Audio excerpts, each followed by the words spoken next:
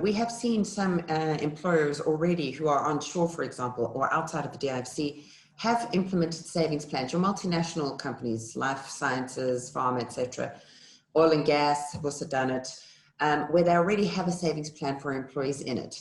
Now, in those instances, the employer still carries that liability John was talking about. They still have to make good by, in terms of the law, that minimum payment when the employee leaves.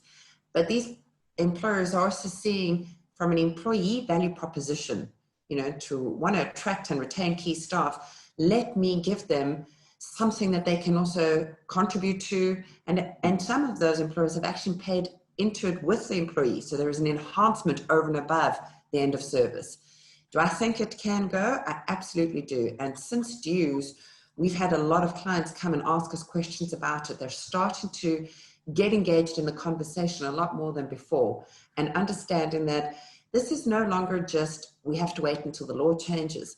This is going to differentiate me, one, as an employer. And if I'm going to expand my business and invest in my people, this is going to be something that will differentiate me as an employer of choice.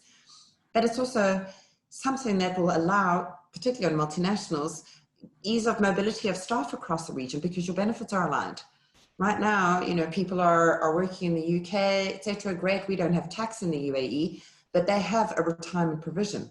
That is a big part of somebody's package. And when they come to the UAE, it's all nice to know I don't pay tax, but is my long-term being taken care of? So we definitely have seen, right now it's voluntary for employers to put it in place.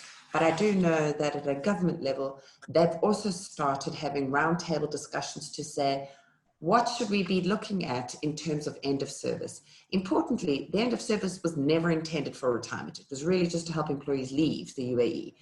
Now the question is, how can we change it and make it more relevant to today, and make it more fit for purpose to the population that is here and the needs that are here? And those discussions are starting. So I think it's very positive. And the success of the dues plan, supports that change, supports those conversations.